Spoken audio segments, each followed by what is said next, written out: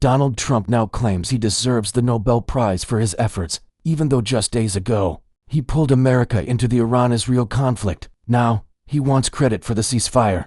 Trump says the Iran-Israel fighting has ended, while Iran claims Trump was the one who pleaded for peace. Still, if there was an award for trying to bring peace, Trump would be a contender. Facts and fiction are difficult to separate in the Middle East. It is already a complex region, and if a nuclear conflict ever starts, it could likely begin there. This is exactly what the world saw unfold in the past few days. With the ceasefire now in place, Trump has declared both nations will back off. Yet he is frustrated with Israel, which is no longer listening to him. We have said before, Israel does not take direction from America. Instead, the US follows Israel's lead. And now, we clearly see that Israel is ignoring Trump. Imagine how independent Israel's actions are. Trump targeted Iran to defend Israel. And even then, Israel won't listen? When you hear all of this, it almost sounds like Trump is siding with Iran and criticizing Israel. Why is Trump appearing to support Iran over Israel? It is something to think about. Trump even posted a warning to Israeli pilots, telling them to pull back and not drop bombs. But just minutes later, reports came in that Israel had struck a radar site near Tehran. Trump had just declared a ceasefire to the world. So ask yourself, when America's closest ally is not listening to the president, what does that say? Now, Israel has resumed action. The real question is whether Iran will answer back. But before we go there, can we agree on one thing? Who really calls the shots in the US? Is it Israel? Is the Israeli lobby that powerful? We will look into whether this ceasefire will last. By the time you watch this, it might already be broken. So why was a ceasefire announced when the focus was on regime change? Who actually gained? Was it Iran or Israel? Let's leave the US out for a moment. This truce also reveals how global politics is shifting. But first, let's clear up the timeline. It is a bit confusing. So here is what happened. On June 13, Israel launched Operation Rising Lion, targeting Iran.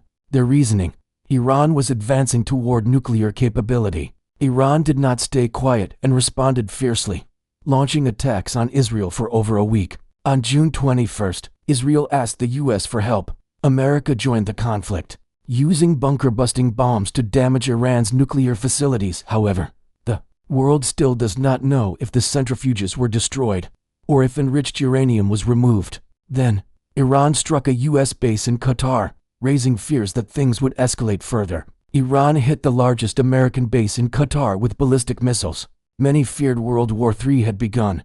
But this is why the Middle East is so unpredictable. Even during this strike, soon after, Trump tweeted something surprising. A country had attacked a US military base, and instead of retaliation, Trump said they were just releasing frustration.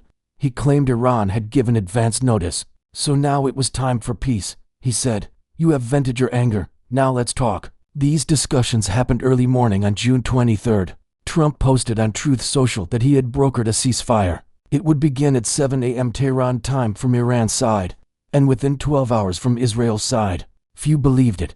They had just been trading missile strikes. How did the ceasefire suddenly appear? Is that what a Nobel Prize is earned for? Iran had hit US bases in Qatar, and the US wanted Qatar to stay neutral. Trump thanked the Emir of Qatar for helping mediate. At first, Iranian state media rejected the claim, thinking it was fake. But Iran's foreign minister tweeted something that hinted the ceasefire was real. He said Iran had always made its position clear. If the Israeli regime stops escalating, then Iran could consider a ceasefire. Even after the announcement, Israel's defense forces reported new waves of projectiles. Trump insisted that the ceasefire was active, urging both sides not to break it. Iranian TV later said the ceasefire was being enforced on the enemy, not accepted by choice. They said Iran had responded to US aggression, but had warned America before doing so. So after a face-saving exchange, Iran agreed to a truce. Netanyahu also confirmed it, saying the operation's objectives had been met. But how accurate is that? Israel's military claimed it had full control over Tehran's airspace, hit key leaders, and destroyed intelligence centers and nuclear sites. Trump also stated the same, that major goals were reached before agreeing to the truce. But the situation was not that simple. Israel warned that any further provocation would lead to renewed retaliation. While claiming victory, Israel also remained on high alert. Iran's Supreme National Council said they had given a clear, firm response to Israel's actions. They claimed to have taught Israel a lesson and called the operation a success. The council said they acted proportionately and on time, making the enemy regret its decisions.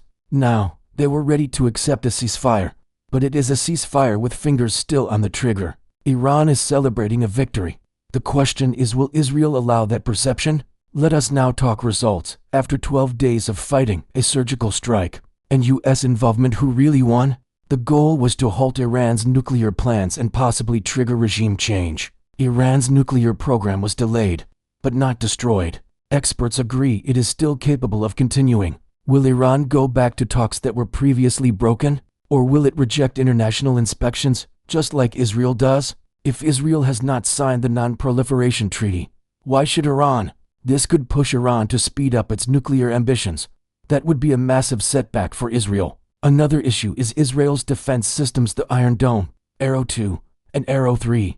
Their image of full protection from external threats has been damaged. Iran proved it could strike Israel. Without direct support, Israel had to bring America into the conflict. They wanted America to handle the heavy lifting and got partial support.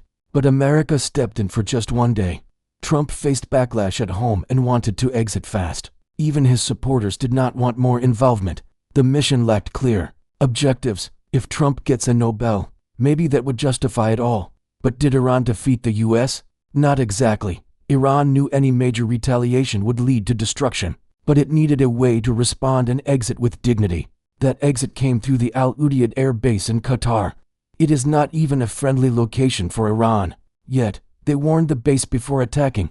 Who tells their enemy before launching an attack? It was mostly for appearances.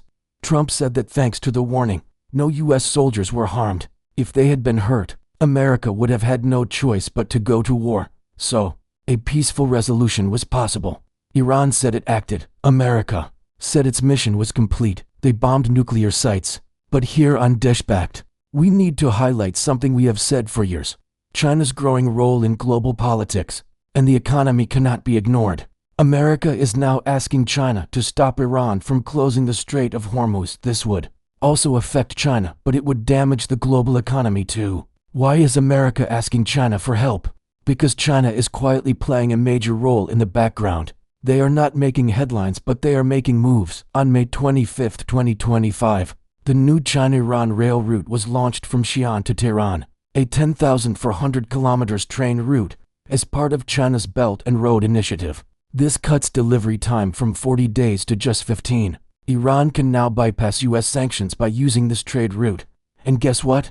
China now buys 90% of Iran's oil. If China is buying almost all of Iran's oil, would it allow America to attack Iran? A $400 billion deal between the two countries was signed. Over 25 years, China will invest this amount into Iran's economy. With such a strong partnership, China will not follow Trump's demands. Iran even avoids the U.S. GPS system. It uses China's tech. As we have always said, this is not just about the Middle East, it is about China. Just as India focuses more on China than Pakistan, America now realizes Iran is backed by China. The fighting may pause, as everyone knows war benefits no one. But Gaza still suffers. No one speaks up for Gaza. No superpower stands with them. They are being targeted while waiting in food lines, and the world watches in silence. If the ceasefire holds, let us not forget those still left behind, those who have no voice.